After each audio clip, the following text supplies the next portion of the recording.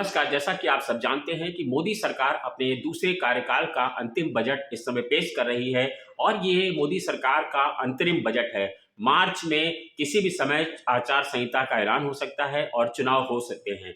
ऐसे में ये मोदी सरकार के लिए जो 2 महीने का अंतरिम बजट जारी किया जा रहा है, उसको इस समय निर्मला सीतारमण वित्त मंत्री वो संबोधित कर रही हैं। उन्होंने तमाम सारी अपनी सरकार की उपलब्धियां गिना रही हैं। उनका कहना है कि जो हमारा सम्मेलन हुए हैं, वो सारे हमारे लोगों को सरकार को प्रभावित कर रहे हैं। वैश्विक घटनाक्रम से जटिल चुनौतियां देश के सामने, दुनिया के सामने आई हैं, उसको लेकर के तमाम सारी चीज़ों को, सरकार की उपलब्धियों को पहले उन्होंने फोकस किया है। कहा है G20 की अध्यक्षता में वैश्विक समस्याओं के समाधान पर सहमति बनी है, ये भी भारत देश की उपलब्धता है। भारत मध्य पूर्व यूरोप आर्थिक मामले में भी आगे बढ़ा हुआ है। कॉरिडोर सैकड़ों वर्षों तक जो लंबित थे वो सारे बनाए गए हैं। इन सब चीज़ों को लेकर तमाम सारी उपलब्धियां गिना रही हैं। वित्त मंत्री का कहना है कि 10 वर्षों में अर्थव्यवस्था में काफ़ी विकास हुआ है। प्रधानमंत्री नरेंद्र मोदी के नेतृत्व में इसने तरक्की की है। जब वे प्रधानमंत्री बने तब कई चुनौतियां थीं। सबका साथ सबका विकास मंत्र के साथ सरकार ने इन चुनौतियों का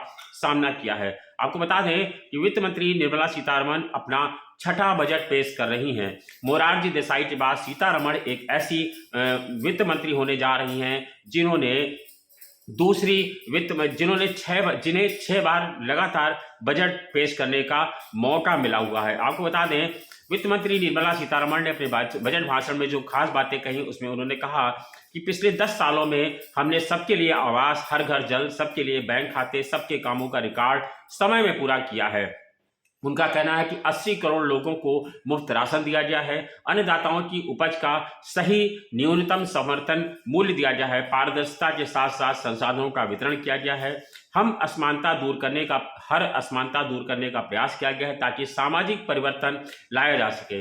प्रधानमंत्री के मुताबिक गरीब, महिलाएं, युवा और अन्नदाता, ये ही 4 जातियां हैं जिन पर हमारा फोकस है। उनकी जरूरतें, उनकी आकांक्षाएं हमारे लिए महत्वपूर्ण हैं। निर्मला सीतारमण का ये बजट का जो सार है वो उन्होंने पेश किया है। उनका कहना है कि देश को नया उद्देश्य, नई आशा मिली है। जनता ने सरकार को फिर बड़े जनादेश को साथ चुना है। हमने दोगुनी चुनौतियों को स्वीकार किया है। सबका साथ सबका विकास, सबका विश्वास के मंत्र के साथ काम किया है।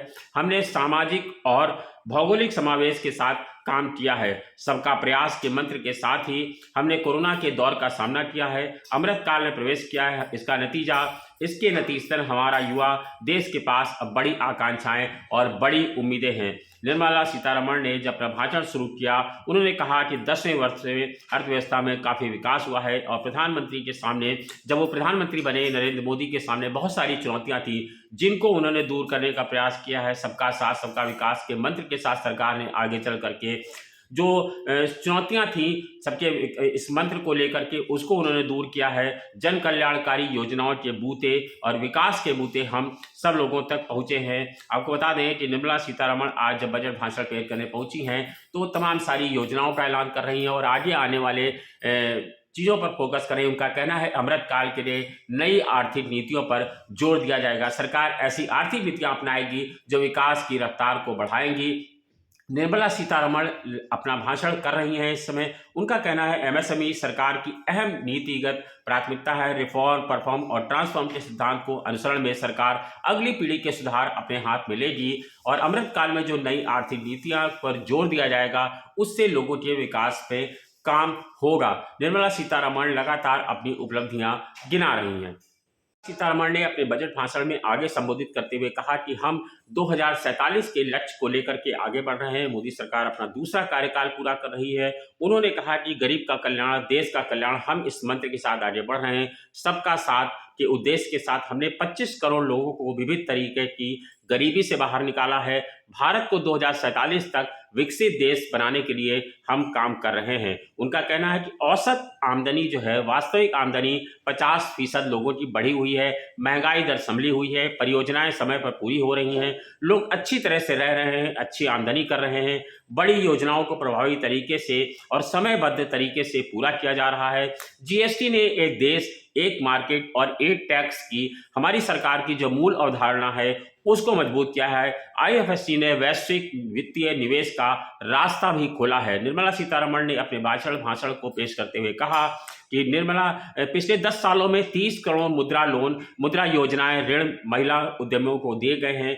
ग्रामीण क्षेत्रों में प्रधानमंत्री आवास योजना के तहत महिलाओं को 70% से ज़्यादा आवास महिलाओं को मिले हैं। उन्होंने तमाम सारे अपनी सरकार की उपलब्धियों को गिनाते हुए ये ऐलान किए हैं। उन्होंने कहा है सौर प्रणाली वाले 1 करोड़ परिवारों को 300 यूनिट बिजली मुफ्त देने का काम किया जा रहा है। देश के पूर्वी क्षेत्र के विकास पर भी जोर दिया जा रहा है। निर्मला सीतारमण कह रही हैं कि जल्द ही 3 करोड़ ग्रामीण आवास का लक्ष्य सरकार हासिल कर लेगी। अगले मध्यम वर्ग के लिए हम नई आवास योजना लेकर के आएंगे। सरकार मध्यम वर्ग के लिए जल्द ही नई योजना शुरू करेगी ताकि मध्यम वर्ग में भी सबको आवास देने का काम किया जा सके। अभी तक आपको याद होगा कि गरीब तबके के लिए ही आवास मिलते थे, अब मध्यम वर्ग के लिए भी नई आवास योजना सरकार लेकर के आने जा रही है। निश्चित रूप से 2024 के चुनावों के चलते ये सरकार का एक बड़ा ऐलान होने जा रहा है, जिसको लेकर के सरकार मध्यम वर्ग को साधने का काम करेगी।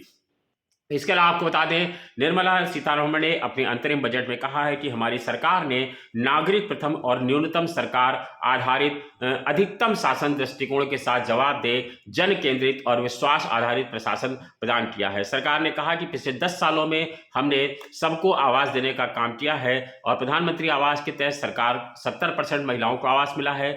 बालिकाओं के लिए सर्वाइकल कैंसर टीकाकरण को प्रोत्साहन सरकार देने जा रही है। सरकार की अधिक मेडिकल कॉलेज स्थापित करने की भी योजना है। देश में नए मेडिकल कॉलेज स्थापित किए जाएंगे, उसके लिए एक समिति बनाने का भी ऐलान निर्मला सीतारमण ने अपने ऐलान भाषण में किया है। उन्होंने कहा मातृ शिशु देखरेख योजनाओं के लिए व्यापक कार्यक्रम सरकार चलाएगी। सर्वाइकल कैंसर की रोकथाम के लिए 9 से 14 वर्ष की आयु की बालिकाओं का कैंसर का टीकाकरण सरकार मुफ्त कराने जा रही है। यही नहीं, सरकार तमाम सारी ऐसी योजनाएं लाने जा रही है जिससे कैंसर जैसी बीमारियों से भी निजात पाई जा सके। सक्षम आंगनवाड़ी और पोषण 2002 से उन्नत आंगनवाड़ी केंद्रों को उन्नत किए जाने का ऐलान है। इसके अलावा बता दें, नए यूविन प्लेटफॉर्म से तेज टीकाकरण करने की भी प्रक्रिया तेज की जाएगी। इसके अलावा आपको बता दें, मातृ शिशु देखरेख की योजनाओं के व्यापक कार्यक्रम के अंतर्गत तमाम सारी योजनाओं को लाया जा रहा है, जिससे जो माताएं हैं, जो शिशु हैं, उन सबको दोनों के जो समस्याएं हैं उनको दूर किया जा सके। आयुष्मान भारत में आशा आंगनवाड़ी कार्यकर्ताओं को भी कवर करने का ऐलान निर्मला सीतारमण ने अपने भाषण में किया है। आप जानते हैं, निर्मला सीतारमण लगातार अपने अंतरिम बजट के भाषण को पेश कर रही हैं। उन्होंने बजट भाषण पेश करते हुए कहा कि 25 करोड़ लोगों को बहुआयामी गरीबी से बाहर निकालने में मोदी सरकार को सफलता मिली है। सरकार की ऐसी नीतियां हैं जिससे सरकार गरीबी से लोगों को बाहर निकाल रही है। सरकार ये का समावेशी विकास पर फोकस है और गरीब महिला, युवा, किसान के सशक्तिकरण पर लगातार सरकार जोर दे जा रही है। 4 करोड़ किसानों को फसल बीमा योजना का लाभ दिया गया है। पीएम स्वनिधि योजना के तहत 78 लाख वेंडर्स को मदद दी गई है। 34 लाख करोड़ रुपए जनधन के जरिए सीधे पैसा लोगों के खाते में ट्रांसफर किया गया है। उन्होंने कहा कि 11.8 करोड़ किसानों को सरकारी मदद दी गई है। पीएम किसान सम्मान निधि स्कीम के जरिए करोड़ों किसानों को कैश रकम सीधा ट्रांसफर उनके खातों में की जा रही। इस योजना से देश का अन्नदाता लाभ उठा रहा है। पीएम फसल योजना का लाभ 4 करोड़ किसानों को दिया जा रहा है। हमने 300 यूनिवर्सिटीज़ की स्थापना, 300 विश्वविद्यालयों की स्थापना की है और 1/3 महिलाओं को आरक्षण भी इसके लिए मुहैया कराया गया है। निर्मला सीतारमण का ये कहना है कि सरकार का फोकस जीडीपी के विकास पर है और इसके लिए सरकार के प्रयास रंग ला रहे हैं। वैश्विक तनाव के चलते चुनौतियां बढ़ती जा रही हैं, लेकिन भारत ने इस संकट काल में जो भी अच्छी जीडीपी ग्रोथ हासिल की है, जीएसटी के तहत वन नेशन वन मार्केट किया जा रहा है और भारत मिडिल ईस्ट यूरोप के बीच कॉरिडोर बनाने का ऐलान गेम चेंजर साबित होगा। निर्मला सीतारमण अपने दूसरे कार्यकाल के आखिरी बजट को पेश कर रही हैं और इसके चलते उन्होंने तमाम सारी नई योजनाओं का ऐलान किया है। मत्स्य योजना के तहत का ऐलान किया गया, जिसके तहत 55 लाख नए रोजगार हासिल होंगे। 5 एकीकृत एक्वा पार्कों की स्थापना करने जाने का भी ऐलान निर्मला सीतारमण ने अपने भाषण में किया है। निर्मला सीतारमण लगातार इस बार लोक लुभावन योजनाओं का ऐलान कर रही है, जैसा कि सभी को उम्मीद है, क्योंकि इस बार योजनाएं अच्छी आएंगी, क्योंकि 2024 में चुनाव होने जा रहा है। तो सरकार के लिए ये बजट ऐसा होगा ताकि हर वर्ग को सरकार लुभा सके। इसी के चलते इस तरह का भाषण, इस तरह का जो है योजनाओं का ऐलान किया गया है। वित्त मंत्री निर्मला सीतारमण का ये कहना है कि जन धन खातों में पैसा डालने से 2.7 लाख करोड़ रुपए की बचत भी हुई है।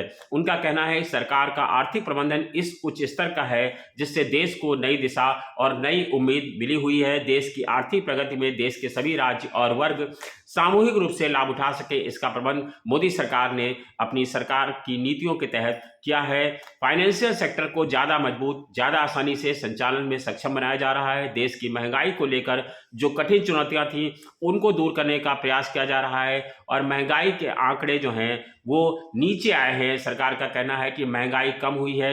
लखपति दीदी का लक्ष्य 2 करोड़ से बढ़ाकर 3 करोड़ करने का फैसला किया गया है। अब 3 करोड़ लखपति दीदी बनाने का सरकार ने लक्ष्य रखा है और 1 करोड़ महिलाएं अभी तक लखपति दीदी बन चुकी हैं। आगे आने वाले समय में करीब 2 करोड़ लोगों को और लखपति दीदी बनाने का ऐलान किया जाएगा, यानी कि जो लक्ष्य है 3 करोड़ महिलाओं को लखपति दीदी बनाने का ऐलान वो सरकार अब पूरा करने जा रही है। इसके अलावा आपको बता दें, निर्मला सीतारमण जो अपने भाषण को लगातार संबोधित कर रही हैं और जो सदस्य बैठे हैं वो मेजे थपथपाकर लगातार उनका स्वागत कर रहे हैं। उनका कहना है कि जो निर्मला सीतारमण का कि हम ऐसी लगातार योजनाएं लेकर के आ रहे हैं जिससे आम जन को लाभ मिल सके और लोगों को इसका सरकार के योजनाओं का सीधा लाभ मिल सके।